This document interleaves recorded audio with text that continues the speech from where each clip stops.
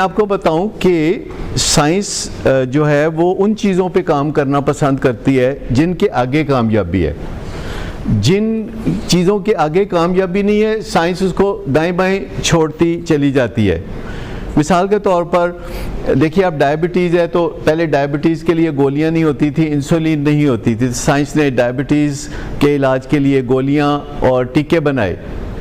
तो एक वक्त में अमेरिका में बहुत गलगला उठा कि अगर डायबिटीज़ के लिए टीके और गोलियां बन सकते हैं और उसके बाद बंदा नॉर्मली कार्बोहाइड्रेट्स कंज्यूम कर सकता है, तो एडिक्शन और अल्कोहलिज्म के लिए कोई ऐसी गोलियां, कोई ऐसी इंसुलिन क्यों नहीं बन सकती कि बंदा शाम को 2 गोलियां खाए, उसके बाद चर्च पी ले तो कुछ भी ना हो, या शाम को टीका लगाए और उसके बाद शराब पी ले। तो अगर ऐसा कोई इलाज होता तो वो बड़ा पॉपुलर इलाज होता, वो बड़ा ज़बरदस्त इलाज होता। लेकिन उन्होंने 1960 और 70 की दहाई में 10 साल बहुत शदीद मेहनत करने के बाद ये नतीजा निकाला कि इस डायरेक्शन में कुछ नहीं रखा।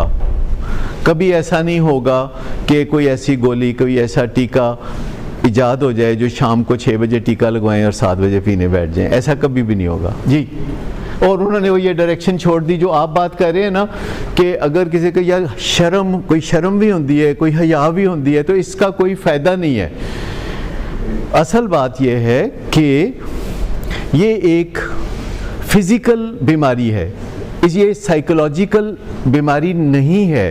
सबसे बड़ी गलतफहमी जो इसके बारे में पाई जाती है वो ये होती है कि ये नफ्सियाती बीमारी है या बिगाड़ है, या बंदा है ही भैड़ा, है ही बेहया, है ही फलाना, वो जो मर्ज़ी कह लो, फिर डिक्शनरी जो अल्फाज नहीं मुकदे।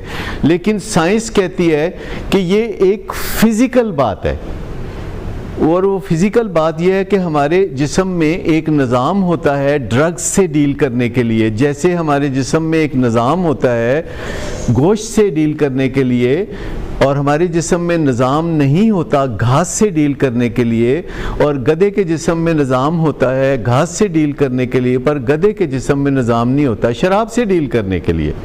इसीलिए कोई गधा शराब नहीं पीता। तो बात बड़ी सिंपल सी है कि एक निज़ाम हमारे जिस्म में मौजूद है शराब के लिए, ड्रग्स के लिए, और वो निज़ाम अगर अनहेल्दी हो जाए तो एडिक्शन हो जाती है या अल्कोहलिज्म हो जाती है। ये अगर वह निज़ाम हेल्दी रहे तो लोग नशा भी करते रहते हैं और उनको ज़लील ख्वार भी नहीं होना पड़ता आम ज़बान में। लेकिन वो भी तबाही की तरफ चलते हैं क्योंकि उनको नेसेसरी वरी नहीं होती।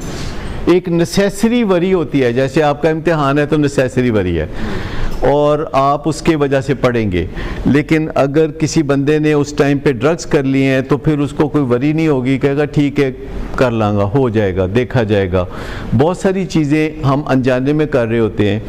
मैं कल ही एक रिसर्च पढ़ रहा था कि जो लोग चाय कॉफ़ी पी के पढ़ते हैं, इससे वो पढ़ तो लेते हैं क्योंकि ज़रा अलर्ट हो जाते हैं, या जो रिटालिन या इस तरह की चीज़ें खा के पढ़ते हैं वो कर तो लेते हैं, लेकिन ये मेमोरी में रजिस्टर्ड कोई नहीं होती। इनका अमली फ़ायदा आगे चल के उनको कोई भी नहीं होता, और वो जो मेमोरी में रजिस्टर होना होता है चीज़ों का, उसके लिए ज़रूरी है कि आपका जो दिमाग है वो फितरी हालत में हो और वेल रेस्टेड हो, नींद पूरी की हो, तो आप फ़ैसले भी अच्छे कर सकते हैं। और बहुत सारी चीज़ें हैं जो आप सुनेंगे तो हैरत होगी कि जो लोग ट्रैंक्विलाइज़र खा के सोते हैं और वो समझते हैं कि उनको नींद आ जाती है। साइंस कहती है कि ये नींद नहीं होती, ये एक डिफरेंट स्टेट होती है और इसमें नींद जैसे कोई फ़वाइद हासिल नहीं होते, पर आपको तसल्ली हो जाती है कि आप सोए थे।